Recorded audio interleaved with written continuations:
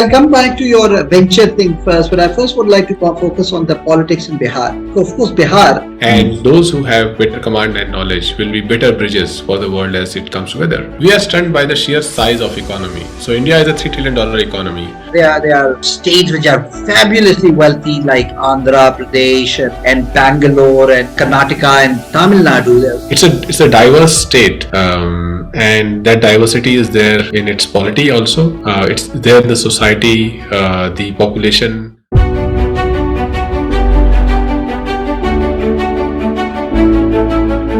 With us today, there is a special change maker who is very unique, because I think he is a change maker in the realm of venture. He has got healthcare startups.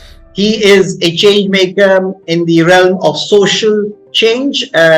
He is a social activist, and also a change maker in the realm of politics, because he's a political worker and a very effective one in India. He's also very special because he's a great friend, someone I've known when I was in the graduate school in the US. We were both there together, and in fact, I know him from his first campaign that he ran over there. He was running for the president of the Harvard Kennedy School Association, Student Association, and that is the first time that I met Ghanshayam Tiwari. And Ghanshayam, who's also more lovingly called GT, is joining me here after a very long time, and I'm very excited to have Ghanshyam with me. Ghanshyam, GT, for our audience, welcome to the Alchemy of Transformation podcast. Thank you. A very happy new year to you and every one of your viewers. And I believe that our collective efforts will make our society prosperous, harmonious, and each of us be more successful in 2023 after facing some horrendous times, especially in 2021 and 22 due to COVID. I'm delighted to be here for this discussion. It's a privilege and honor, and more importantly, it's a sheer joy to speak to a good friend after many decades and discuss things that passionately brought us to the Harvard Kennedy School over 10 years ago, and continues to inspire us, motivate us individually and collectively. Absolutely, and I do remember you ran a very interesting campaign. You had a good team of friends, Melinda and Anirudh and all other guys, so many other people, and we worked very hard at that time. And you were very new in Kennedy School, and you went straight into it. So clearly, social change or activism is part of your DNA, GT. So tell us a little bit more personally about yourself. How did you get to be where you are today? Where did you grow up? What circumstances, your family, the tribe, the Tiwaris, where do you guys come from? All of those things that make you who you are. My family originally comes from a state called Bihar, which is the state where Buddhism was born, which is a state right under Himalayas, through which the river Ganges, Ganga river, flows midway. It's a state where Sikhism, Jainism have strong roots. Hinduism also has a strong root, and has a very rich Ganga Jamuni Tehzeeb and mixed culture across religions.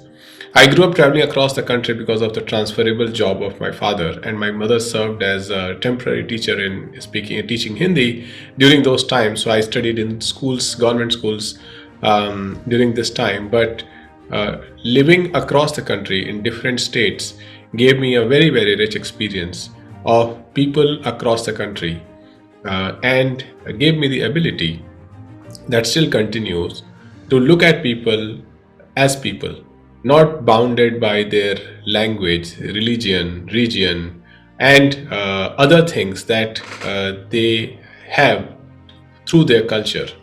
But when you look at people as people, then you find new ways to work together, collaborate, new ways to build together. That's the first part of growing up in this. Second part of growing up in this and growing up across the country while coming from Bihar is that one could see that whatever one becomes, one can say that it is your capabilities, your talent, your hard work, your guidance of your parents, all those things take you where you reach. But one can also see that there are many others like you who were as talented, as motivated, as hardworking, and had good guidance too. They didn't make it. So in a country such as India, which is diverse both socially and economically, one must always feel fortunate, and I feel very fortunate that the place that I have reached in life through education and otherwise also is because of the generosity and grace that the Almighty has showered on me.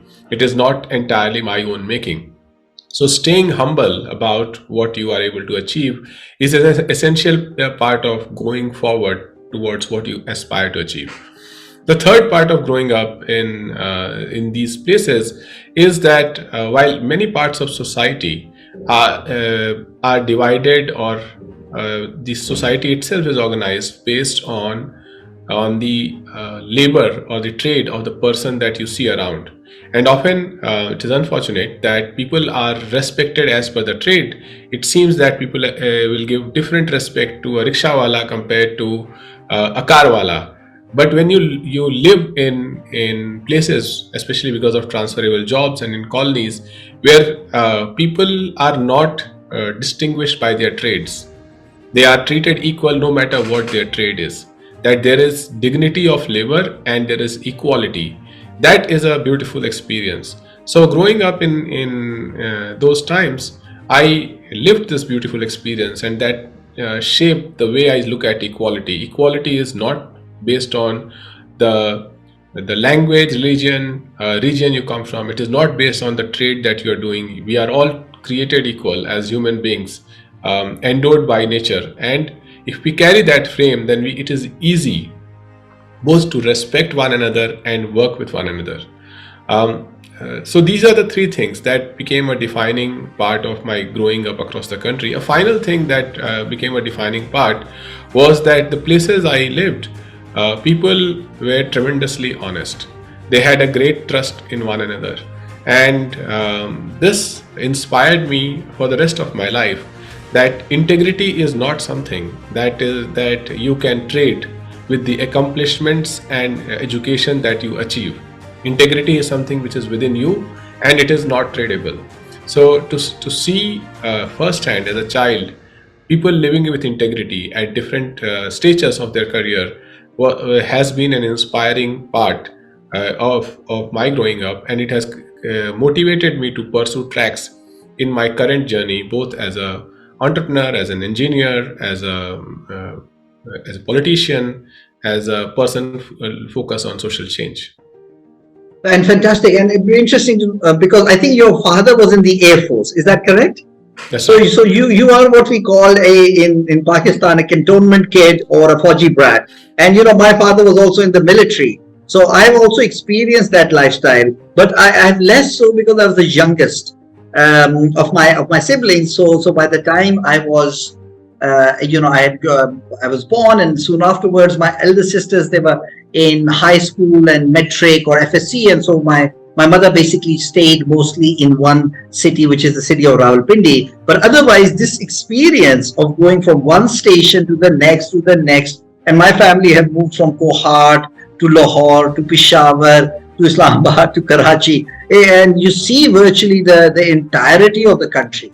And it's a very special experience, and you generally relate to people with a lot of, as you said, I thought of it, generally in that environment, in that military or armed forces environment, you generally treat people with respect, with a lot of humility, and that gives you a lot of exposure. I mean, I'm not sure whether you have something called the Army Public Schools, which we have in Pakistan. Maybe you have been to some of those schools in India. So did you go to some of these military schools there?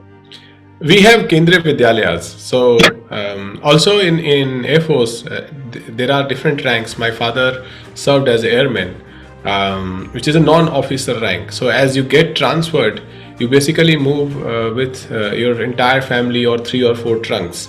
So you also realize the beauty of living small. And yes. As you go to a different place, you become adaptable. There is a global movement called Boy Scouts. In my school, there was this movement, Scouts, And it is interesting that the motto of Scout is be prepared.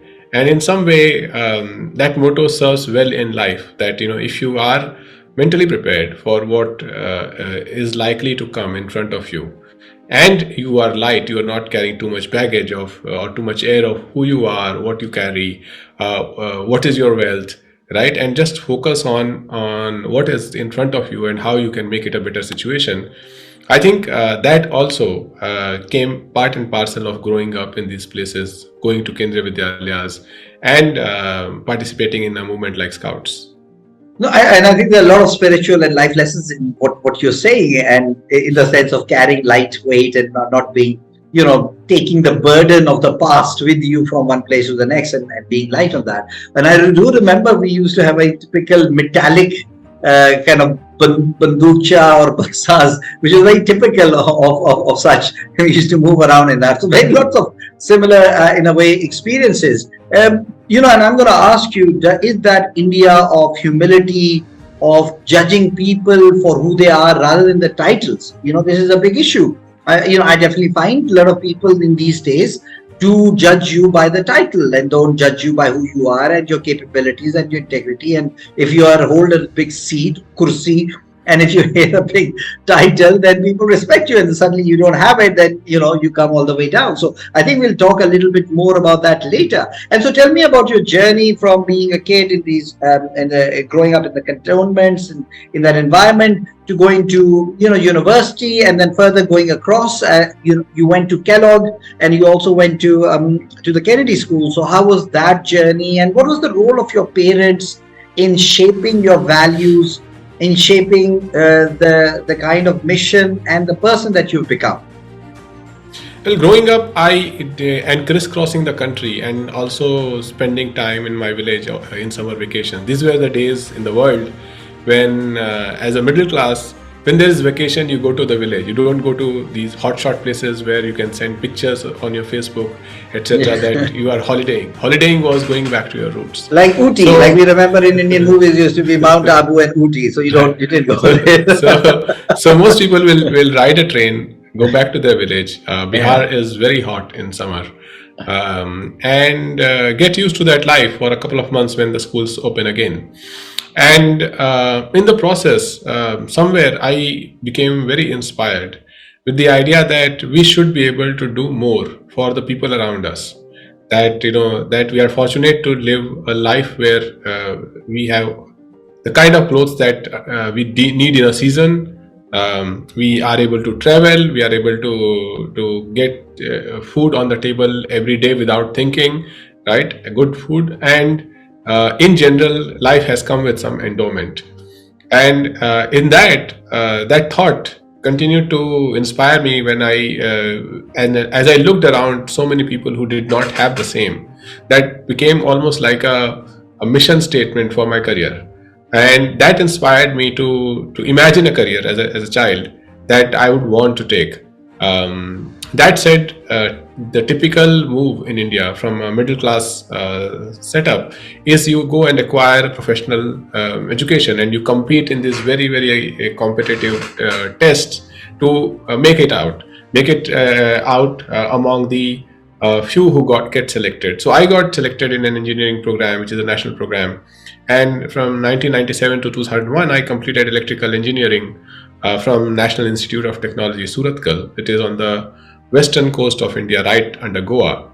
So again, that was the first time I was able to step out of the shadows of my parents. And when you step out of your home, that is when you have a thorough realization of what you have learned from your parents.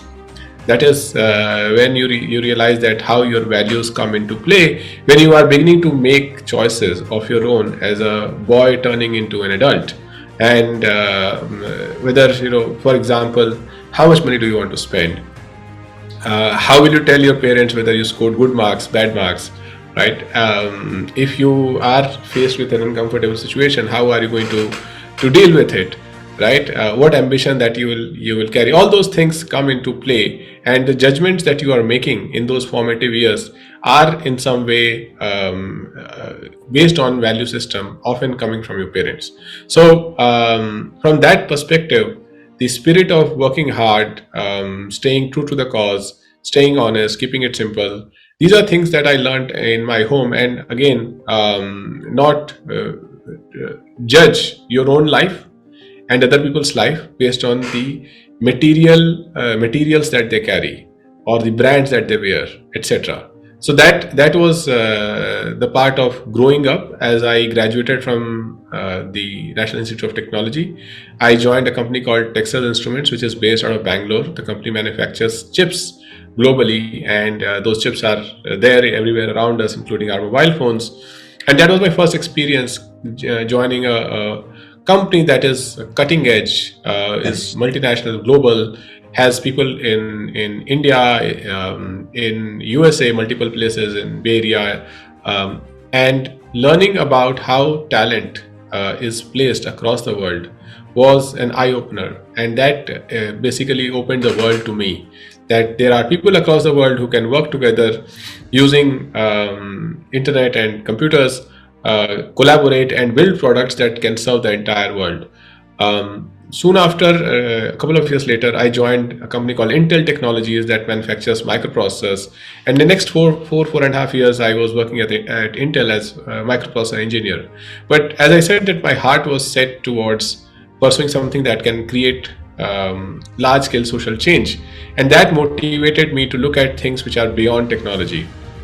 At Intel, I was also able to travel to US, which also was a great learning experience, looking at how a large country such as the United States has invested in the people, in the entire country itself, and has come up in innovation, in knowledge building, and uplifted a lot of people to better than middle class lifestyles. So that was also quite inspiring. The path that I thought was appropriate to find the bridge towards social change that I wanted to work towards became education. And that is also something that comes from my parents, especially my mother. She pursued education, continued to pursue education, irrespective of the circumstances and challenges that she faced in her life. So that was very inspiring to me. I pursued a program at the top management school in India. It's called Indian Institute of Management in Bangalore. And that gave me a sense of how management can play a role, or knowledge of management can play a role in building large organizations. With that inspiration, I decided to apply to more colleges abroad. And that is where I reached a place where Ahmed and I meet. I joined the joint degree between Kellogg School of Management and the Northwestern University near Chicago, and the Harvard Kennedy School at Harvard University. This was a 3-year program from 2008 to 11, and this was a time when President Obama had come on the horizon in American politics. Facebook was happening, the grammar of politics was changing, small voices mattered, the talk of harmony mattered. So it was a very inspiring time to be at Kennedy School from one perspective. Also, it was a time when the Wall Street meltdown had happened, so you could also read a lot about how corporate greed creates havoc in people's life. So it was a very solid learning experience, being at a top business school and the top school of government, and then interacting with classmates who were very passionate about doing good things in their country. And then 12 years later, you see most of the classmates staying true to their mission, to their passion, and trying their best to do the things that they wanted to do. So once you are part of a group that everyone is trying to work hard, not to prove to others, but this because they feel that it is their calling to work hard to change their country, society for better, it inspires you, right? And you also keep going.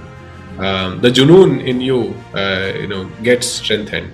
So that was my journey post college, from engineering college all the way to the Kennedy School at Harvard, where I ended up contesting for student president, and students from India, Pakistan, Bangladesh, all of them supported in large numbers. while I was a first year student contesting against somebody who was a second year student, Yes. it was a tough battle, but it held a lot of life lessons. It was a fantastic battle. I was able to meet a lot of friends, and with them do a lot of activities at the Kennedy School, and they continue to be friends, both in US, in Pakistan, in Bangladesh, and in India.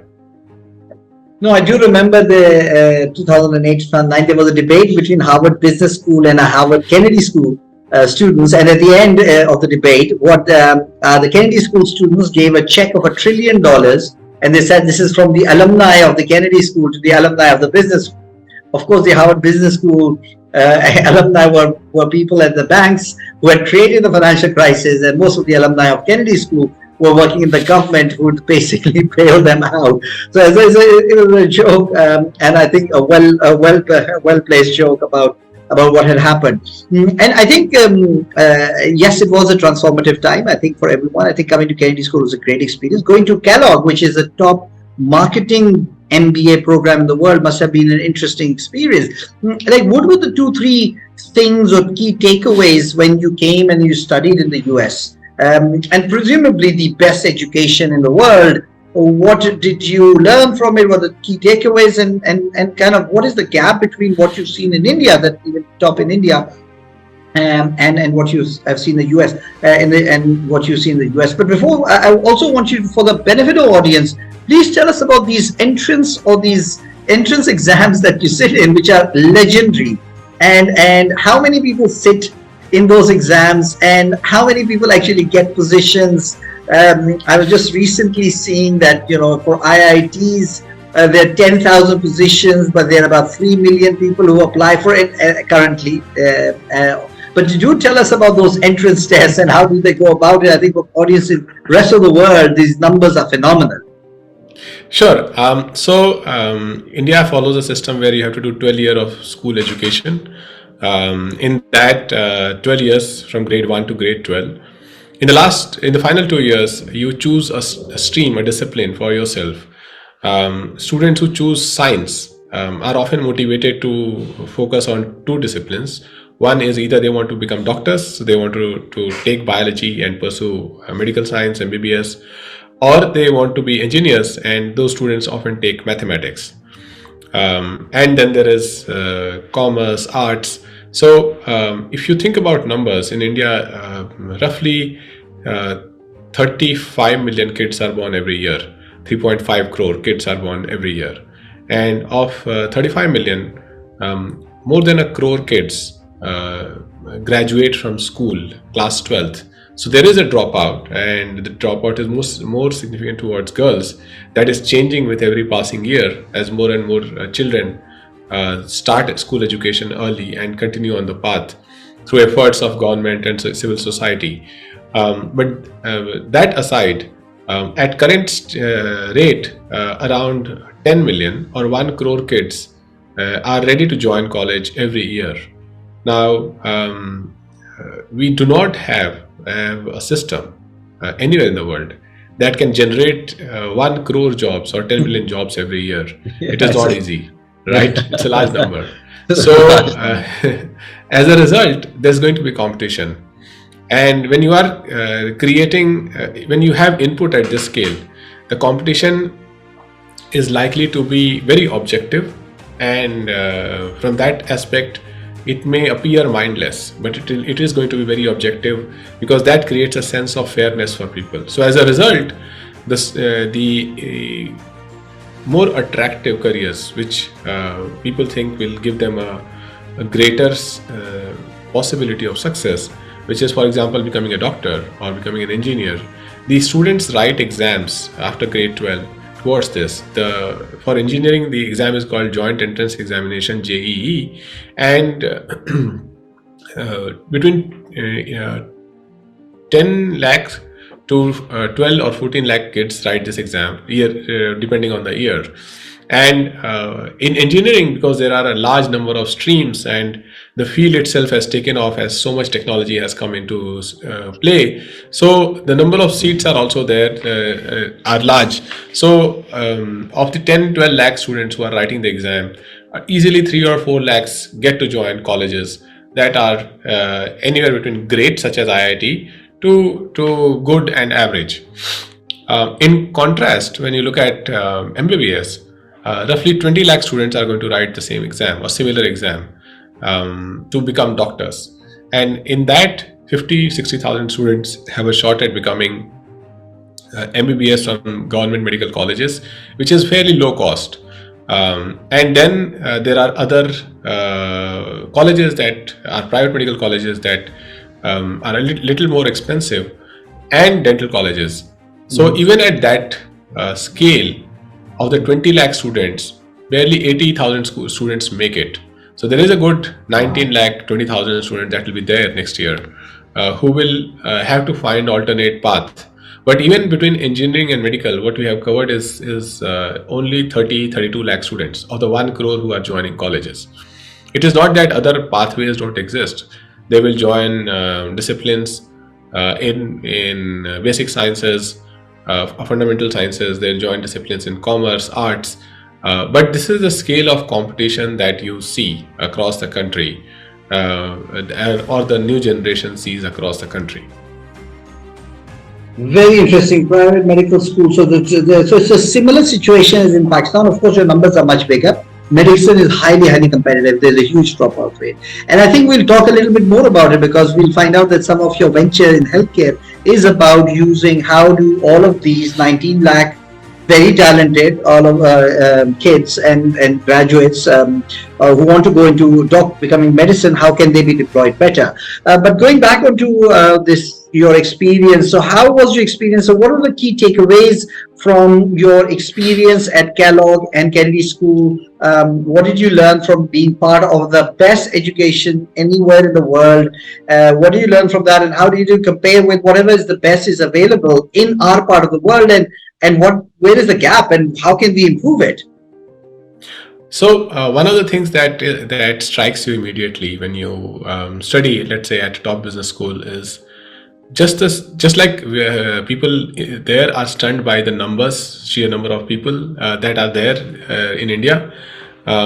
We are stunned by the sheer size of economy. So India is a $3 trillion economy, a US $21-22 trillion economy, right? India has 1.3 billion people, US has 300 million people, right? So, so from that perspective, you realize that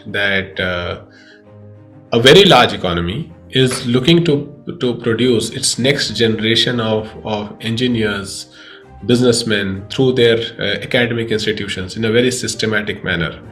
And the better institution that you go to, the more ambitious people you'll meet, people who think that and who have seen in their daily life that anything is available, any scale of business is available, because the economy is so big that if you are a risk taker, if you have a good idea, people will back you. So the first learning that was very interesting in US was that this system is organized in a way that people are ready to back others on the strength of their idea and the strength of their credentials, on the basis of the legal and contractual system in a fair manner, without saying that, hey, you are not my family member. Often we see that there's a very, at least during those times, there were much closer tie to the family, that I'm going to back somebody who's my family member. The ability of an economy to back talent, whether it is connected to your family or not, I think gives that economy a greater velocity. So that was one thing that was very interesting. Second is, at a top business school, you see, because the economy is large, and when you do the business cases that are presented to you in the class, you realize that the business fundamentals in any sector have a lot of similarities. So you generate interest to learn about diverse set of sectors. In a smaller economy, sometimes few things dominate all of the economy. So your exposure to diverse business sectors is limited in an academic environment, because those few things that dominate are presented more for discussion than others, right? Third, when you are the largest economy, you are looking at the world as a go-to market, right? A market that you want to go to. And from that perspective, a lot of ideas naturally have a global mind, right? as a result, you understand that how do you achieve innovation that reaches that coveted number one stage. And finally, you have real life examples around you of people who graduated from the same college and who made it, who did the same. So all those things are inspiring and overwhelming, but they are also in some way they create a weakness. The weakness they create is when you come back, you are not going to see the same environment. For those who are working there, this is fine. Those who are from that country, this is fine. But when you come back to your own country, you are going to see this entire spectrum get miniaturized. So you have to readjust to that situation while keeping the ambitions that you got there. So that's one part of it. But it definitely makes your problem solving skills, your communication skills, and your ability to see the world far more neutral than just studying in your country would do. Absolutely, and I think one of the things that I experienced in the US, and I believe is a big advantage. You've mentioned is the ability to back youth and young people. In Pakistan or to some extent in Europe, whenever I've gone in a project, in a fundraise, in any venture, most of the time people have said, well, I'm impressed, thank you very much, but who's the gray-haired guy behind you? Everyone is looking for the sage or the old person or the established person behind a young person. Whereas in the US is not the case. In fact, in the US, if you're younger and if you're probably untested, you're in an advantage. So I walked into this New England in Rhode Island, this family office of a tech venture group, basically some founders who had made billions. And I was there, I was myself. I was grilled for about 1 hour 45 minutes by this group of 4 or 5 people. And they asked me, I was raising a fund for Pakistan, SME, small mid-cap fund. And that was the end of the meeting and I left. And after that, one of my colleagues, Sarah Alexander, actually, she went and met them and they said, oh, we're going to write this much money for European fund, this much for a North African fund, and for Pakistan we'll put $15 million. And she was absolutely shocked because that was not on the agenda. And that was not something I had gone in for an exploratory discussion. And so he asked them why. He said, look, the thing that we realize is that we are looking for the next big thing. And that's a great thing about US. They're looking for the next big thing. And it may be in some place in Bihar in India or some place in Pakistan, but we're willing to bet. And number one. And number two is we feel that we want to bet on someone young because he may be able to prove or get an outperformance. Then someone who's been there, done that, maybe a bit skeptical and may not be able to think that certain things that may be considered impossible are doable. So we are more than willing to bet on younger people and people who have a lot to prove, because as a result of that we may be able to get an outperformance and unlikely outcome. And I think that's a very fresh way to look at ventures or projects or change. And I thought that's one of the reasons why US is so innovative. And no matter what you say about China or any other country, I think US is far ahead of that. And I think that's fantastic that you mentioned that and all the things that you said. So I think coming back from the Kennedy School and this is hard. And I think in Kennedy School we had a professor, Ron Heifetz, and he talks. He's adaptive leadership, politics of change, and he talks about re-entry.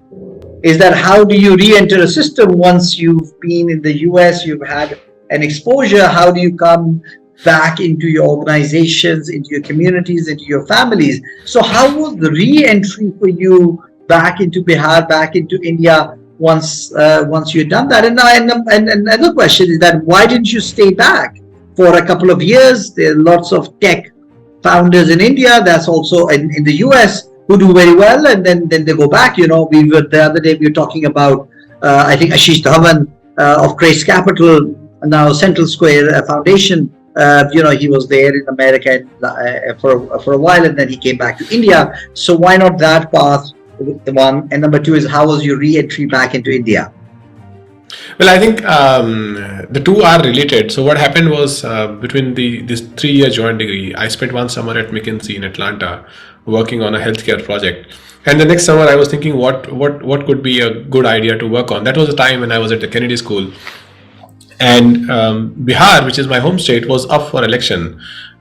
This was 2010, and for the first time, there was a real pitch towards development done by Nitish Kumar ji, the Chief Minister of Bihar then and now, and that becoming his plank of re-election in 2010. So I thought that, well, if I can apply some of the things that I learned at Kennedy School and go and present myself. I had no one from my family in politics. Growing up in these ideal environments in camps, Air Force camps, etc., it also meant that my knowledge of real world as it plays out was different and was more ideal, right? And politics is definitely not an ideal world, right? So, but as a student, right, when you try to approach an idea, you also don't have too much air about yourself. You are ready to try much more with greater strength and stamina than maybe once you've graduated out of school.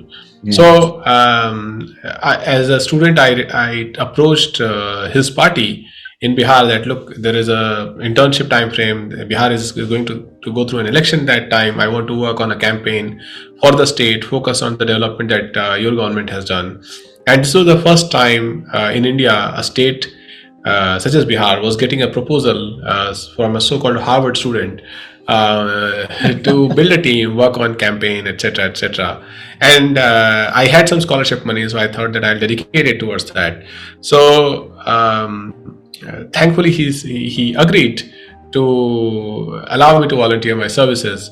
Then I built a team. The project was called Bihar Leadership Project, and in 2010 we worked on his campaign, and he won. He won with a great majority, and was seen. That was his great emergence as a national leader in 2010-11 time frame. So he said, "Why don't you graduate, come back and work with me?" So that was also my hypothesis. So I said, well, this looks nice. This is a good start. So I came back, finished my education, and returned. Except that when I returned, I realized that, like in politics, there is a promise without a plan. So, so there was a promise, but there was no plan. And what happens in that scenario is you end up beginning to volunteer. So I started volunteering on the missions that he was working on while he was still the chief minister, and he nudged me towards politics. It was tough because there was student loan and my family was not there, so he was staying alone, and I had little knowledge of where this path was going, and there was no payment as well. So as a result, surviving was tough. But again, fresh out of college, you typically have more stamina than many years later. So I was able to survive. I also found work at London School of Economics, later Gates Foundation. So there were ways I was able to survive while continuing to work on projects that focus on the development of the state, whether it is on the education, on the green cover of the state, on the public finances of the state, and alongside the political movement that the Chief Minister of Bihar wanted to bring. Eventually, I became his communication advisor, his party's communication advisor, spokesperson on television. So between 2011 and 15, that was my entry into politics, more from the back room, more as somebody who came to try developmental ideas in the fold of government and politics, but was nudged into politics. But by the time it was 2015, there was another election. He was up for election again, and by the time the situation, the core message of the election had changed. There was a change in government in India at a national level.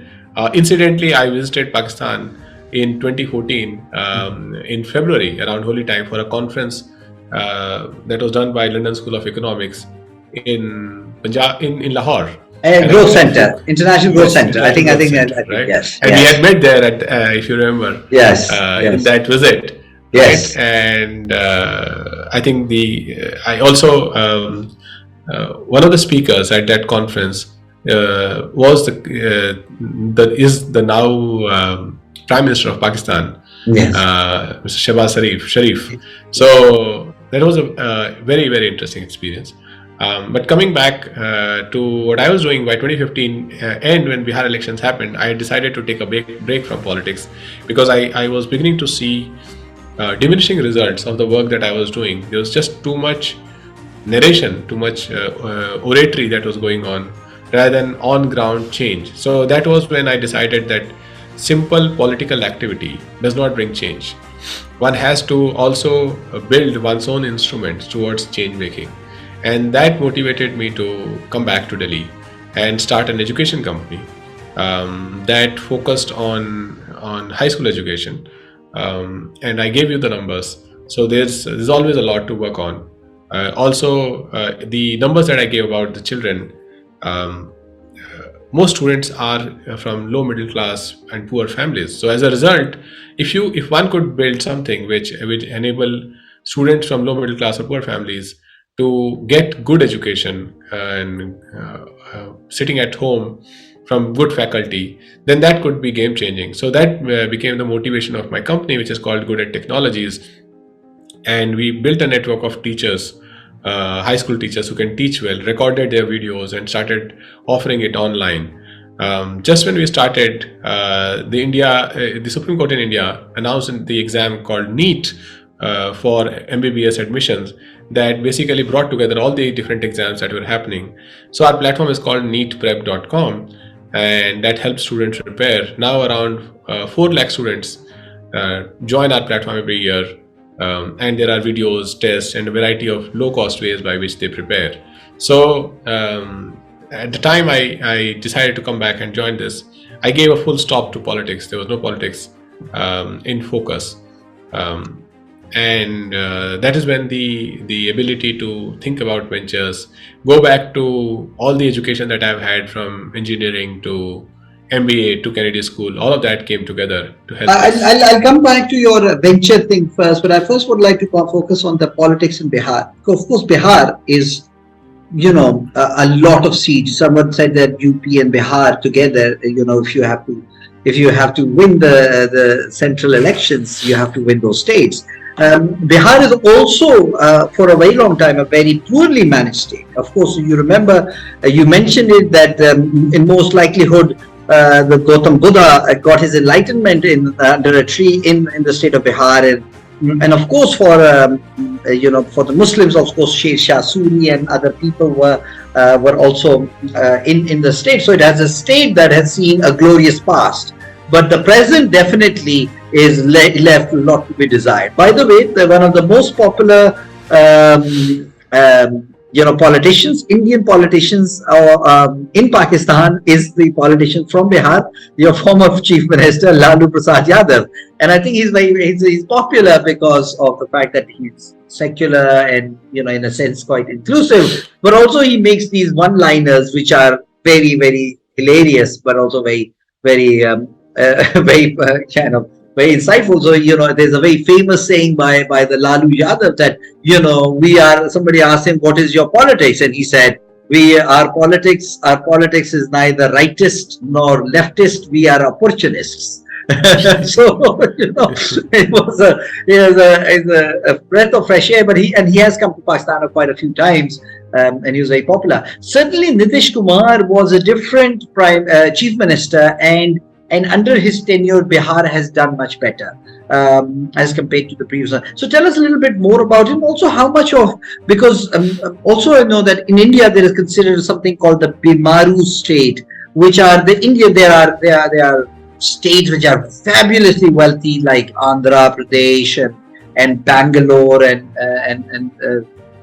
Karnataka and Tamil Nadu. They're very wealthy, but there are certain states like Orissa, like Bihar, that are much more, poorer and less well managed. So tell us about the politics of Bihar. How does it work, and what did you try to do, and what are the challenges that are still there? And at one point, it was known as a very lawless state, a lot of gang warfare, and all of those things. So tell us more about it. Sure. So Bihar as a state, as it evolved post-independence, was a state that combined a very rich agrarian belt with high population density and a very rich mineral belt. But by 1991-92, just when India gained liberalization and businesses, commodities, everything started to flourish. Around that time, the mission or the discussion to separate the two states took shape. And over the next 10 years, the two parts, the agrarian belt and the mineral-rich belt, were separated. The mineral-rich belt is now called Jharkhand, and Bihar is Bihar, right? So, in terms of size, the current state is roughly 95,000 square kilometer, and it is crisscrossed by rivers that descend from Nepal, and halfway is bifurcated by the river Ganges. And as a result of these rivers that descend from Nepal, which meander, they change their trajectory. The North Bihar always sees floods because the river can change its course at a wide spectrum. The state that is there, the agrarian state, is nearly 90% rural. As I said, size is around 95,000 square kilometer. The population would be around 110 million people. And in the last 70 years, the state has gone from the holds of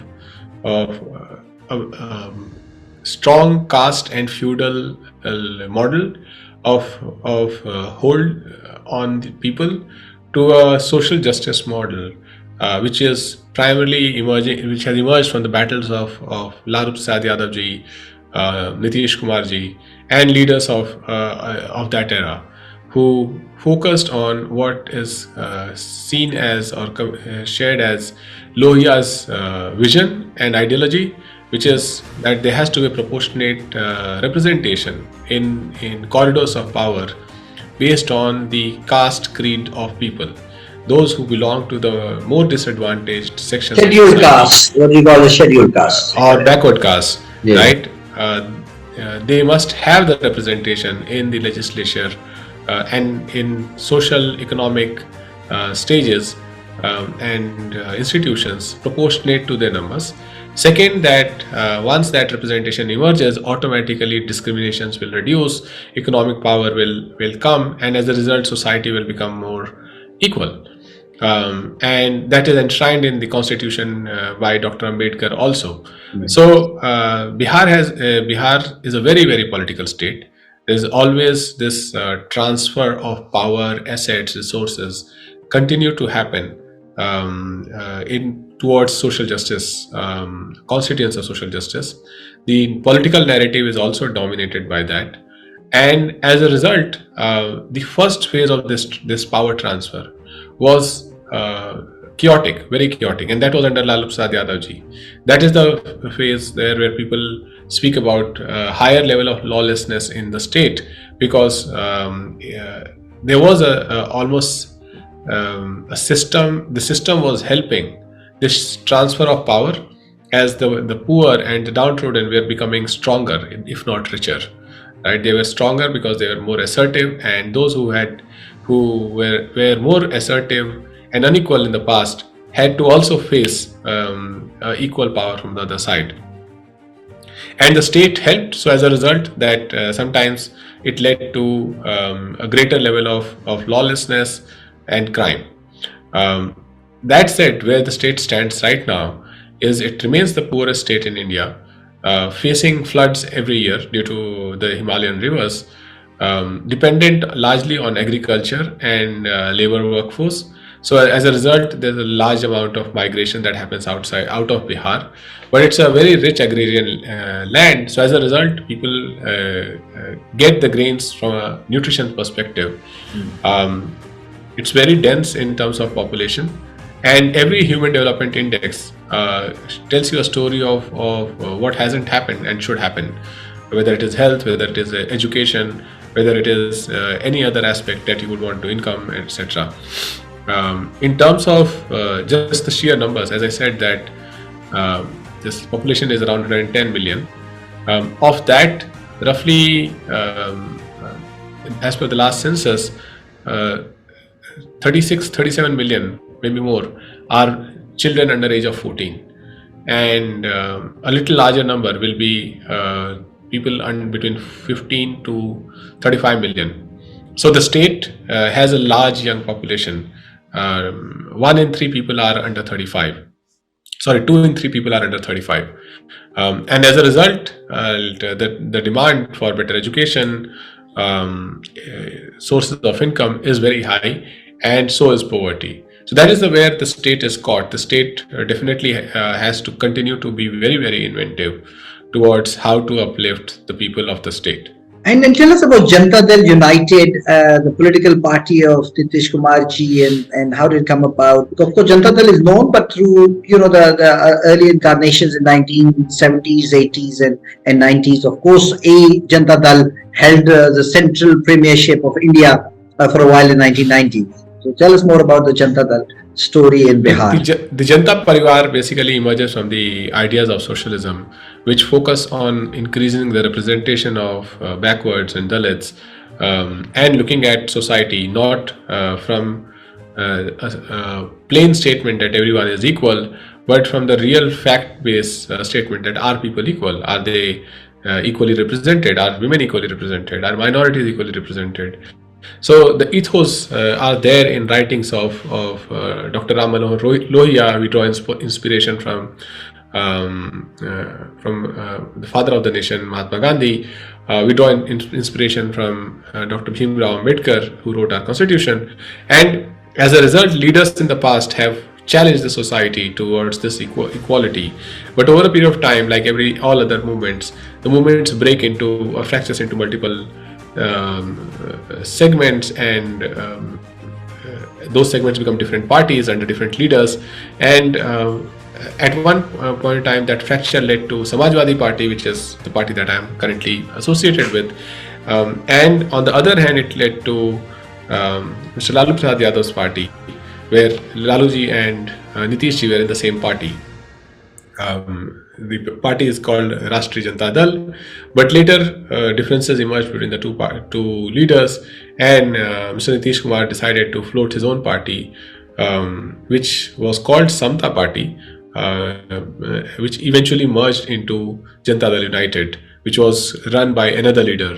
So Janata Dal United today is led by Mr. Nitish Kumar, and the party has a strong presence in Bihar, and has a strong support base amongst women because he has focused a lot on women.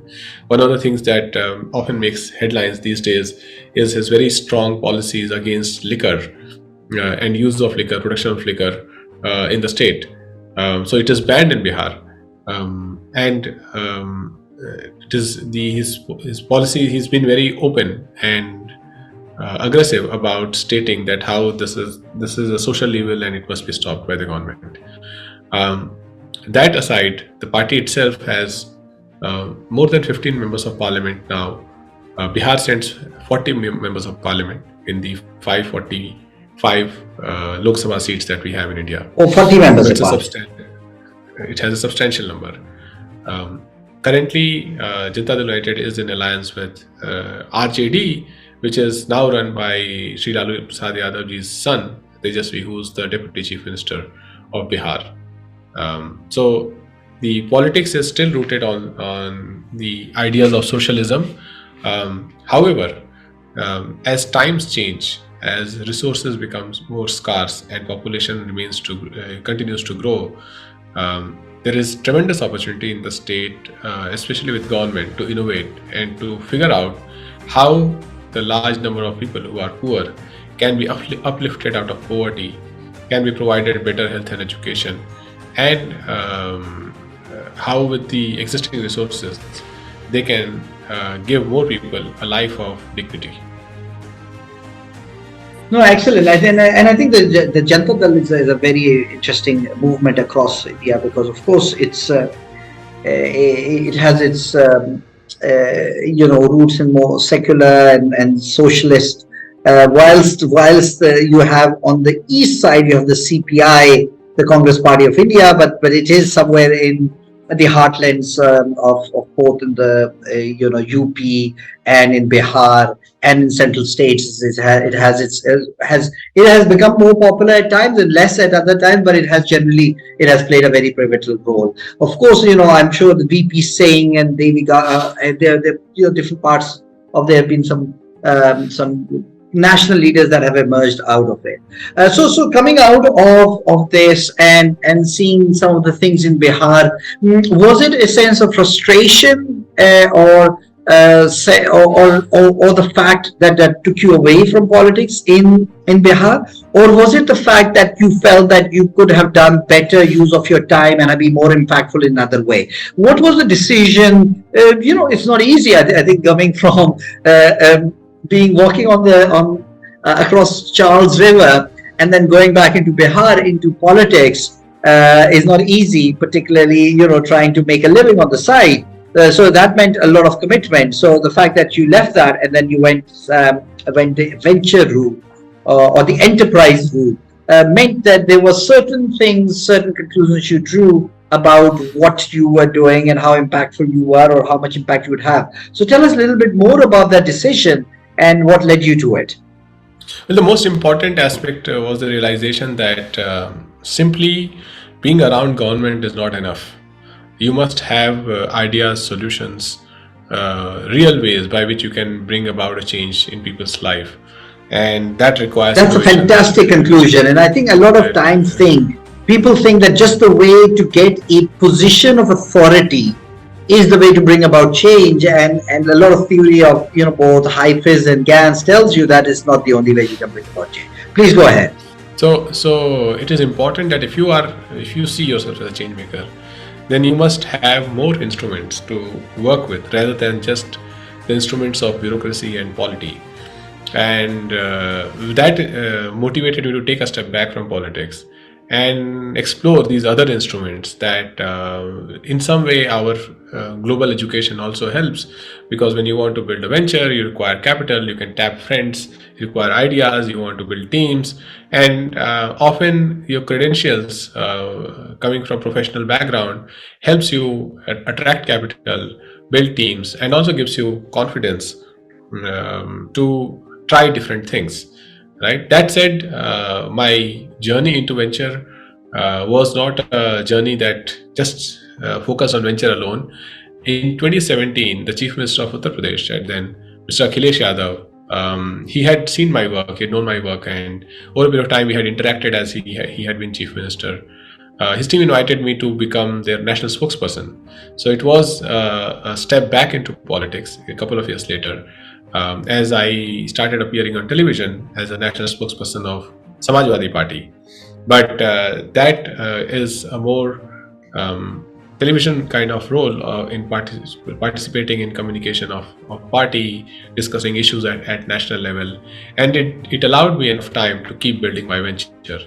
So now I am national spokesperson Samajwadi Party. I appear often on television debates. In fact, right after this discussion, I have a television debate.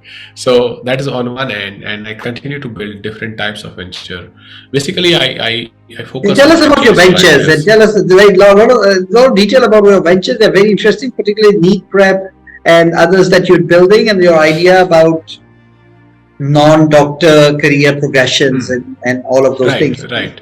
So I look at basically ideas that have the ability to offer direct benefits in health, education, or employment to the poor, to the low middle class or middle class.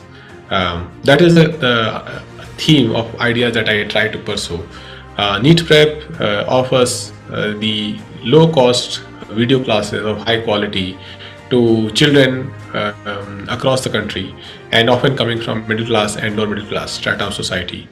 But as we discussed the numbers, around 20 lakh students are going to write this exam this year, and more than 19 lakh are not going to make it.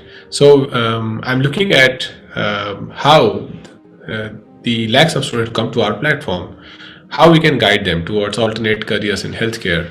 Healthcare is a complete system, just not a system where there is doctor and no one else. There are nurses, there are paramedics, and now there is digital health, there is technology at play, there's medical devices, there's data science, there is better communication at work, there's counseling, so there's management of all this. So as a result, and then there is life sciences research, etc. The number of career paths that exist beyond MBBS are over 100, which are proven career paths that exist across the world in most countries. So if we can enable the students who are focusing only on MBBS, even if we can help 2, 3, 4% of these students, we are talking of very large numbers. 1% of 20 lakh is 20,000. If 5% of students choose alternate careers through our guidance, that is 1 lakh students every year trying to explore different tracks in healthcare. That will make us a very large healthcare workforce company if we succeed in that.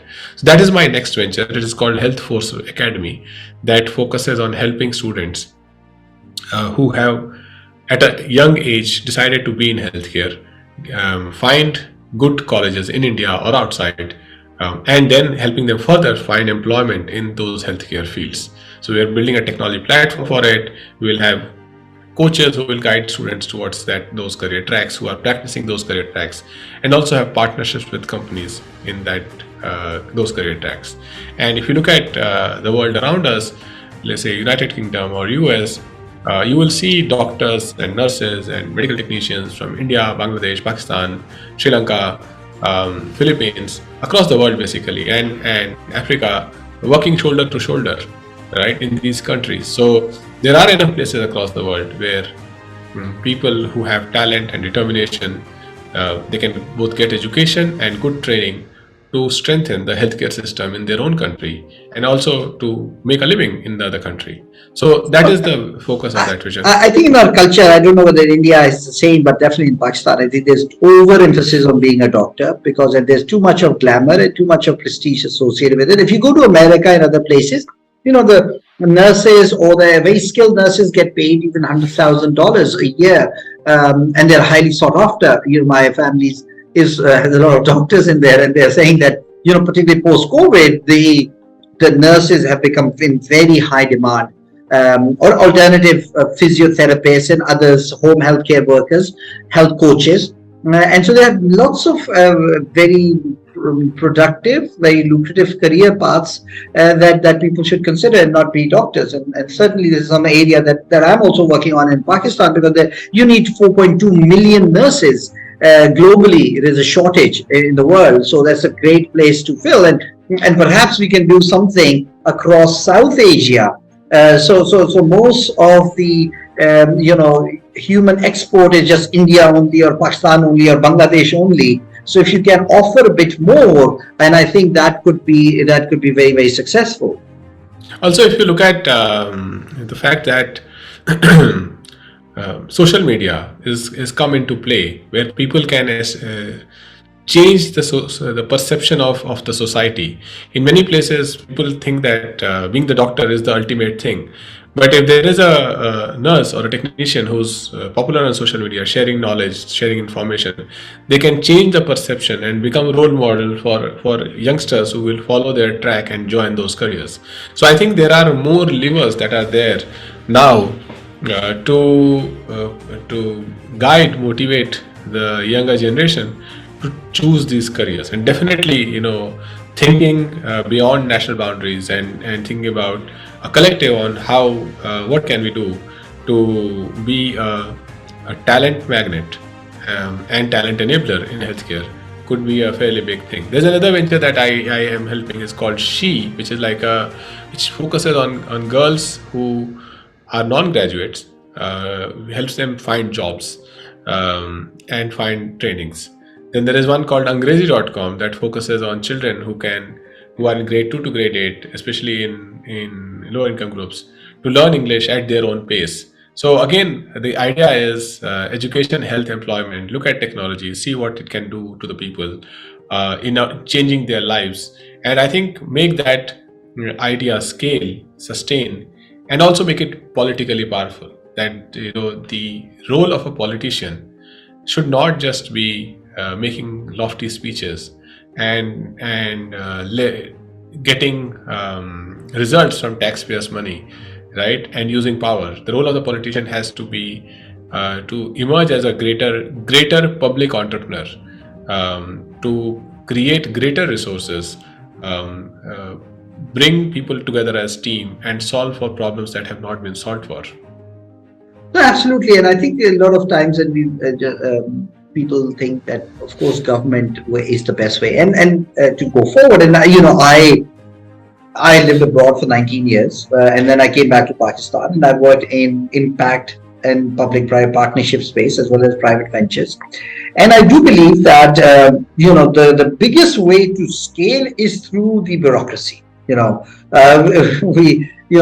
civil servant, a deputy commissioner, through his right signature, can do so good, and the scale is humongous. And I always say a good civil servant is worth his or her weight in gold because of the ability to bring about change. But bureaucracy moves slowly. And if you're looking at innovation, the innovation is not going to come from the public sector. It has to come from ventures or foundations, which then scale it, and then eventually government adopts it. I was involved in an ambulance service in Karachi, which is the most sophisticated ambulance service. We ran it for 10 years. We did about 1 million to 1.4 million emergency interventions, and about 300 babies were born in those ambulances. And in some of the rural parts of Sindh, the kids who were born were called the ambulance name. They were called that because they were born in those ambulances. And so eventually we took it to the government, and the government has then adopted it and said, look, instead of you creating your own thing and acting in a silo and doing your own bit and making mistake and spending a lot of public money for experimenting, here is a good model. This is a model that works in public-private partnership. Let's create a not-for-profit entity with a joint governance system for us to scale this thing across the whole province of Sindh. The ambulance service needs public money because every ambulance runs out of it after 5 years. So unlike schools and hospitals, once you build one, it lasts for 20, 30, 40 years. You don't need that much capex. Whereas for ambulances, you need capex of 5 to 7 years. So that's why in order to have hundreds of ambulances, you need public-private partnership. And I think that's what we did.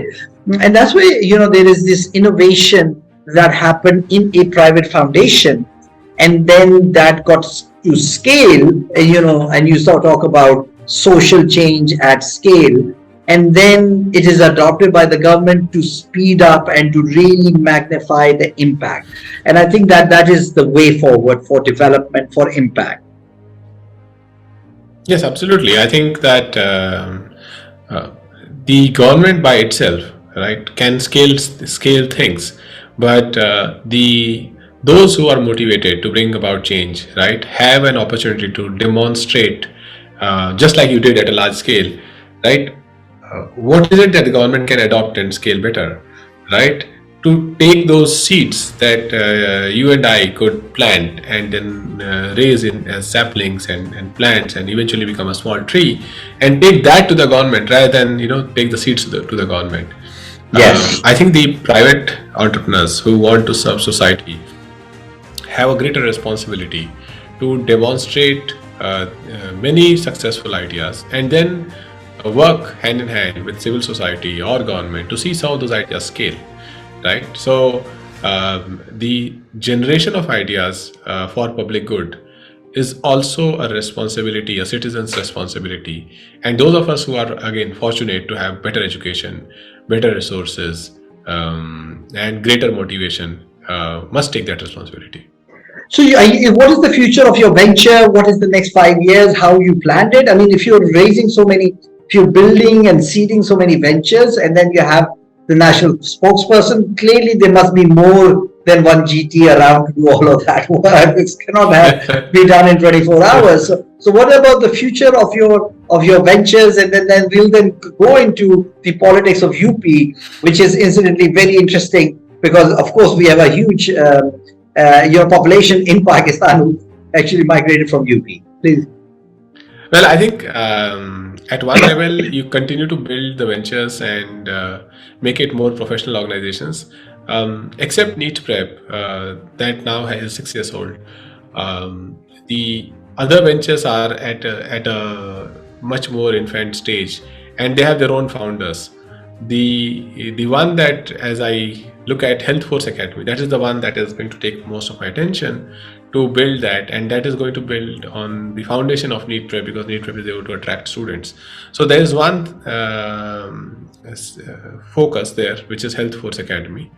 Other than that, other ventures are ventures where I support the entrepreneurs. I help them build the idea. Sometimes I find the idea in the entrepreneur. So it's a continuous process. You look at 4 or 5 different ideas of social change. You'll succeed with one team, right? So you have to stomach the failure if they come, but have the patience to continue working on the ones that are So I have a word for you. What you're doing? It's called venture building. It's called venture studio or venture building.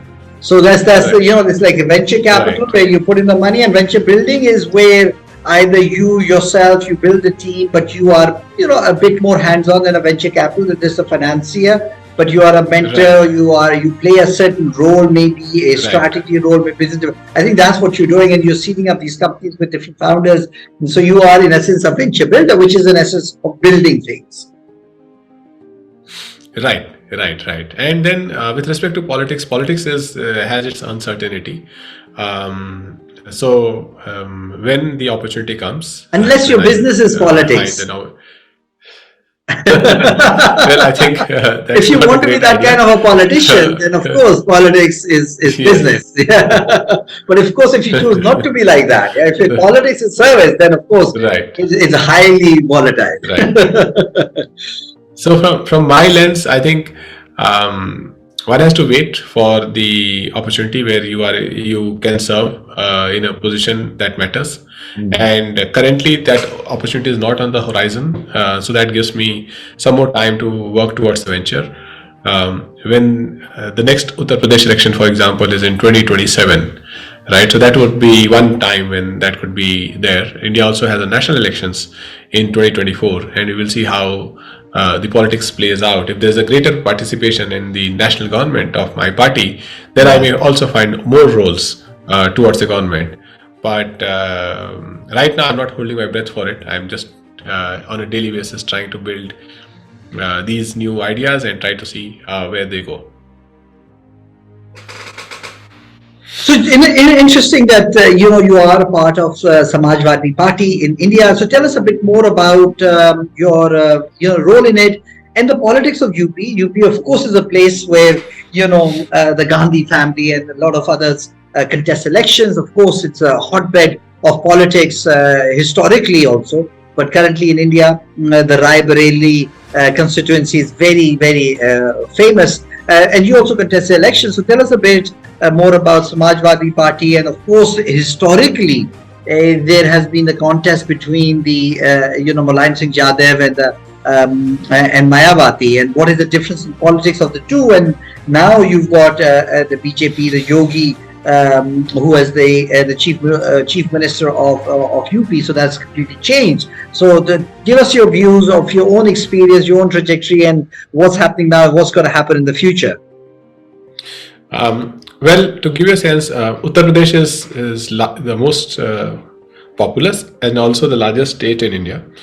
And the size of the state, the population of the state is over 2 times that of Bihar.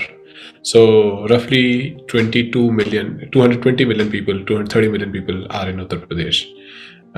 Out of that, the population under age of 14 will be around 70 million.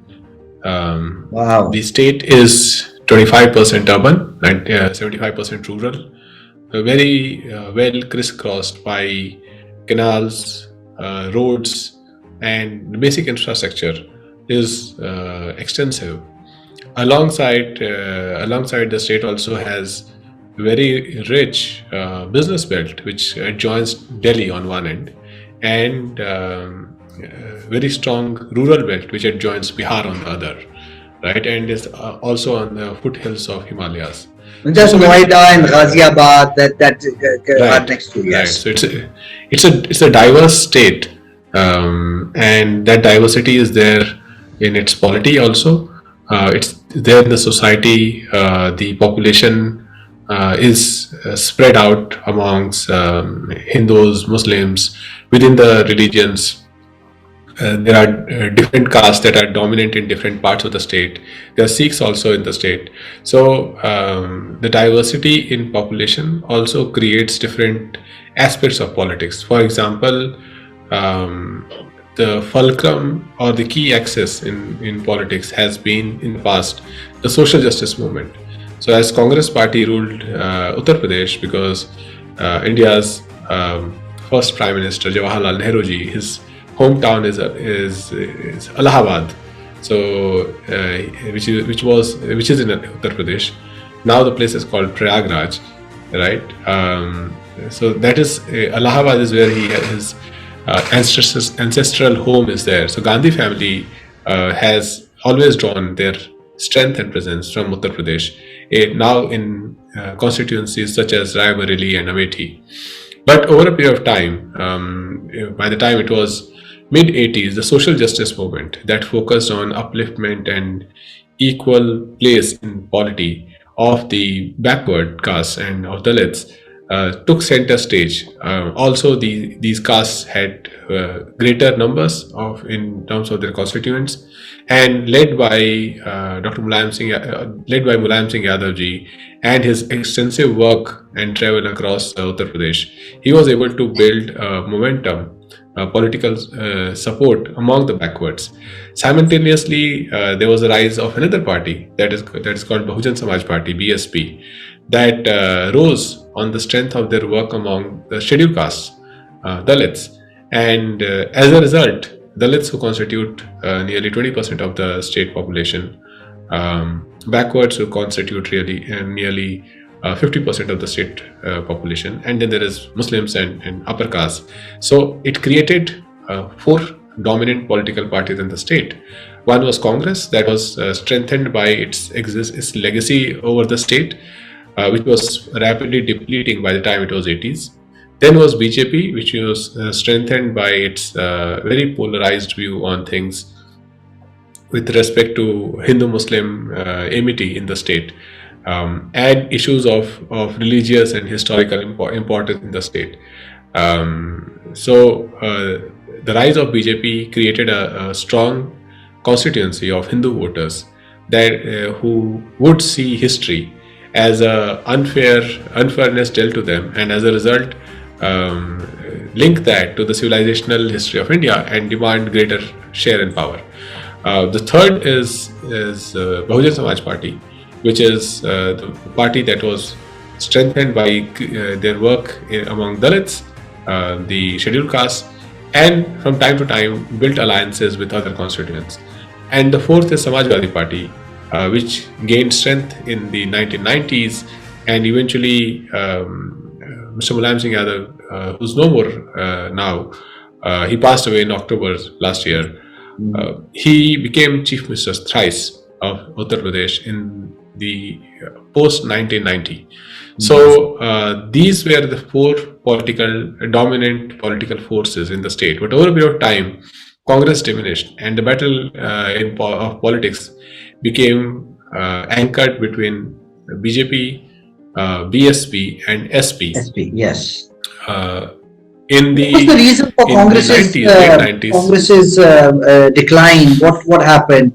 Is it because of Ayodhya? What happened and everything? Or what was the reason why these parties kind of rose up and Congress had declined? I think politics is a space where you must build momentum for the aspirations of the people. And if you are too far away, then you end up interacting only with people whose aspirations have been met, and they don't have the hunger. They are the better off portions of society, right? As a result, you suddenly find those who, on the other hand, are working with and building their support base among those people who are more hungry, more aspirational. They want their nation or their state to be able to do more for them. And there are times when corruption or something else will flare up, and suddenly you realize that you are left with the elites while the masses have moved to somewhere else. So Congress over a period of time lost their organization, lost their, in some way, purpose in Uttar Pradesh, and that connect with the masses. On the other hand, with the social justice movement, the aspiration became very strong among backwards and Dalits, which were the masses, that we want equality in society. We want a greater dignity. We want greater economic power. We want greater share of political power. We want greater administrative say, and we don't want people to exploit us just because we are poor or we were from a disadvantaged background. So that aspiration, that hunger, generated stronger political will and political consolidation, right? And because these were SP and BSP were simultaneously focusing on two politically hungry constituencies, right? I think somewhere the minorities, the Muslims in Uttar Pradesh, which are 20% in number, they were caught in a middle ground, where the Congress wanted their vote share. BJP made a narrative around them, often against them. BSP wanted their vote share. SP wanted their vote share, right? So between 90s and 2014, there was largely effort by different parties to seek their vote, to add to their social tally, so that they can become just get enough votes to come to power, right? And coming to power was trying to secure nearly 30% of votes. So 28-29% of their core constituency and another 10-12-15% of Muslim votes was a very strong number to come to power. As BJP was able to build further momentum on their Hindu brand of politics, or the Hindutva brand of politics, right? They were able to consolidate a larger share by pointing fingers on cultural differences and historical issues related to Hindus and Muslims in the states and across the country, right? And as a result, make parties who were focused on harmony among communities, right, and who saw Muslims as equal and even preferred political support base for them. The BJP was able to show that these parties were treating Hindus unfairly, and as a result, it could gather more momentum towards its Hindutva agenda. So currently, BJP gets around 42% vote share in the state. In the last election, to give you give this to you in numbers, in the election that concluded in 2022, Samajwadi Party got around 3 crore votes. BJP got around 3 crore 80 lakh votes, and BSP got around 1 crore 10 lakh votes, and Congress some 10 or 20 lakh votes. So that is how the votes stack up. Every election, UP will continue to face this contest, and Samajwadi Party is the main opposition for BJP today in Uttar Pradesh, and this main opposition is anchored on the momentum party can build towards not just the social justice movement, but towards delivering ideas of better quality of life to the poor and to the middle class. So that is the battleground on one end for Samajwadi Party. Very interesting, and I think that's very interesting politics played by BJP in order to gain, because they have a very small toehold, and you have very strong constituencies between the BSP and the SP and the Muslims itself. So uske darmiyan mein banana was politically very difficult, but they managed to do that. And so, what do you think is the future of caste-based politics? How is going to happen? It's going to continue. And I'm also going to talk about something you said is very similar to what's happening also in Pakistan. But what is the future of caste-based politics? What is the future of politics in UP? And then how do you see the elections play out in 2024 in the national level? I think caste is, especially in rural societies, caste is very, very innate to one's identity. And as a result, the caste will play a role in politics. However, the castes that are more downtrodden economically, socially, a number of, so let's speak on different dimensions. Politically, there is equal, near equal status that people from different castes are beginning to reach, right? And in that sense, the political discrimination on caste has greatly diminished. Yes.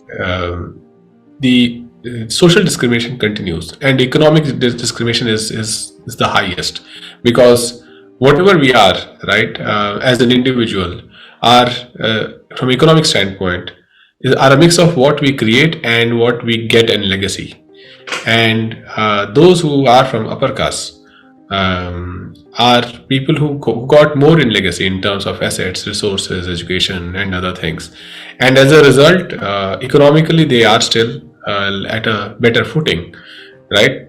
So the caste politics has to in some way redirect itself from political and social dimension to social and economic dimension, and to redirect itself from towards social and economic dimension, the leaders of this politics must have ideas of how people from disadvantaged castes will be able to achieve better outcomes if they align with their party economically, right? Which means that they will have to prove that they have ideas that can lead to such better outcomes in quality of life and otherwise.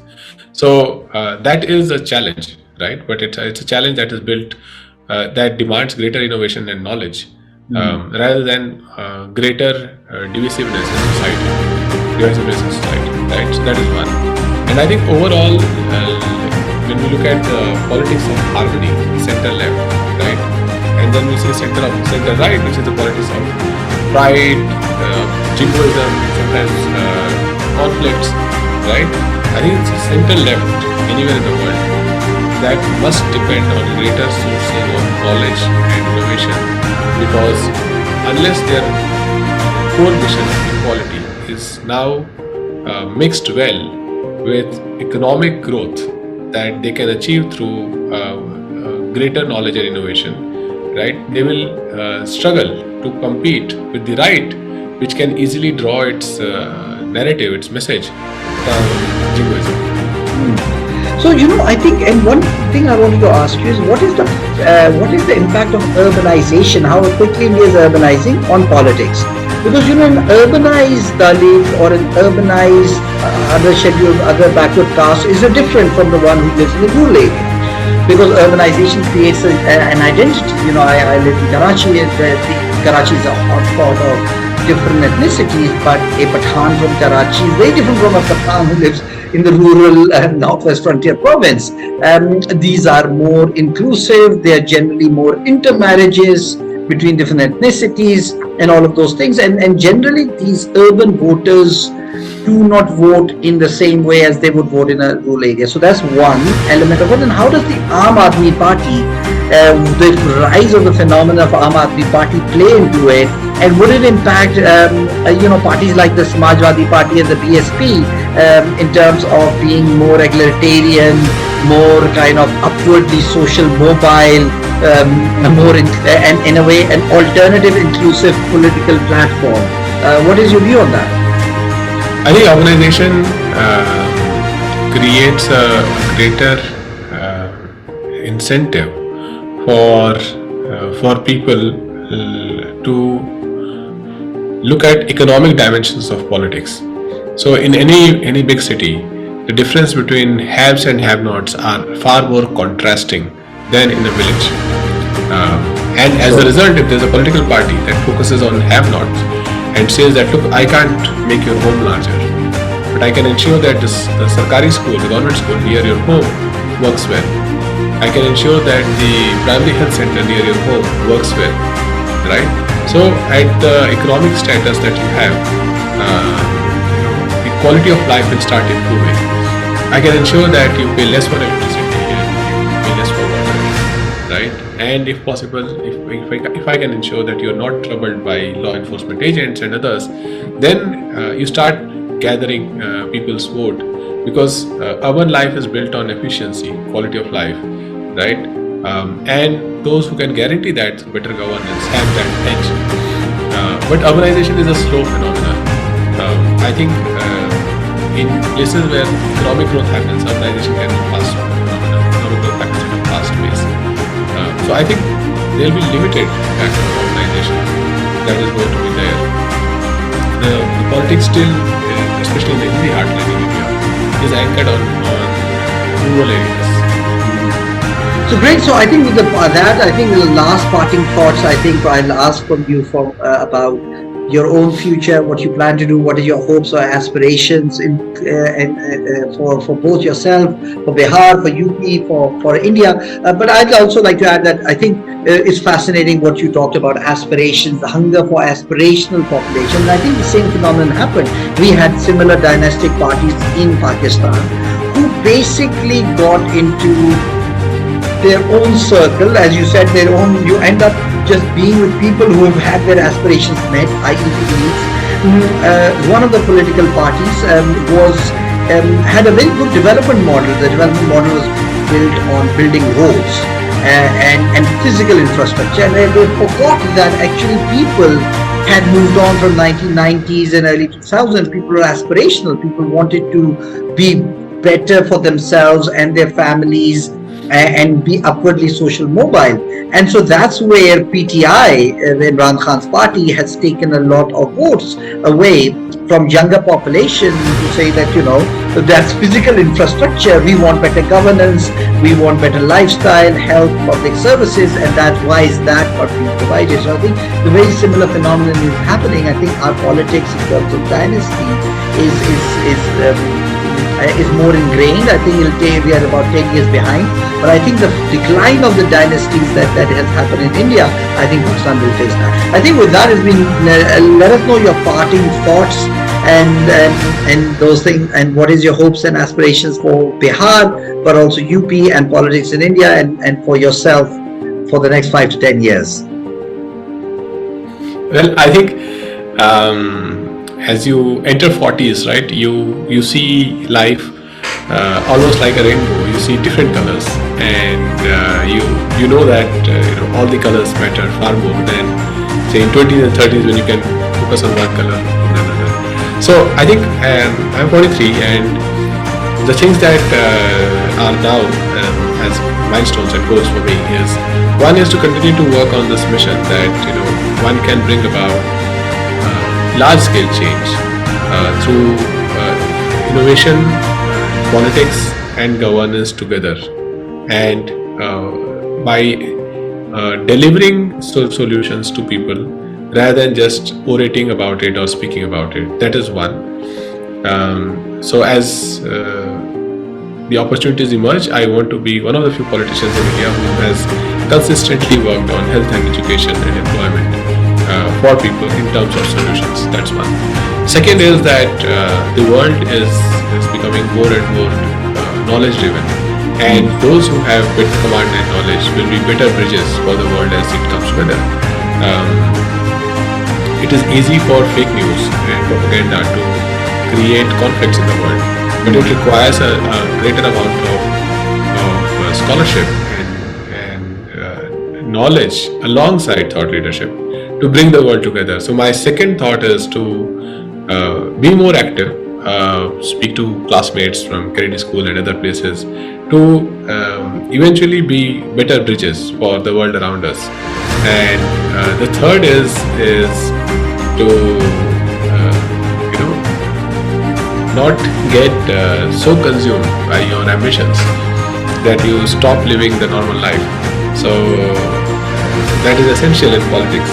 That yes, you are there to change the world, and or even in startups that you are there to change the world. But that are goals of future.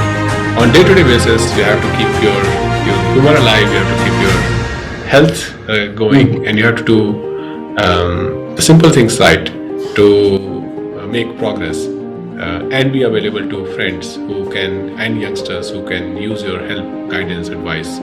So these are the 2 or 3 things that I think about.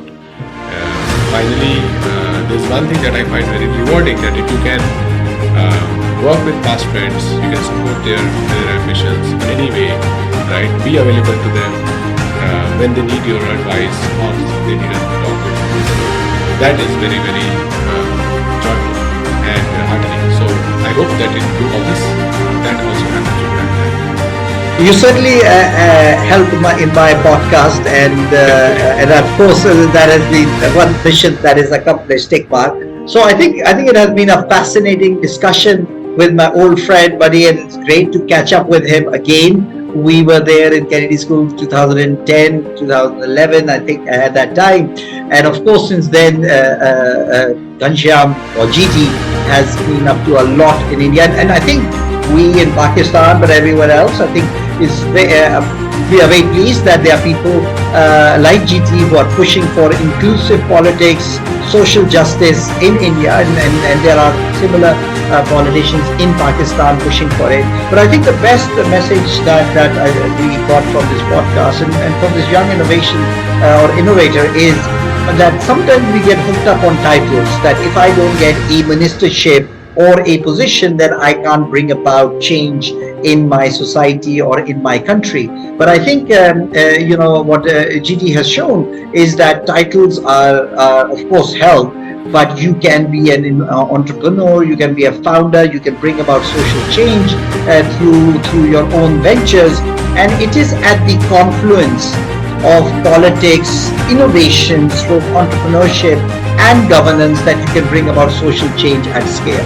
I think India has been very innovative in a way of social change, the NGO space.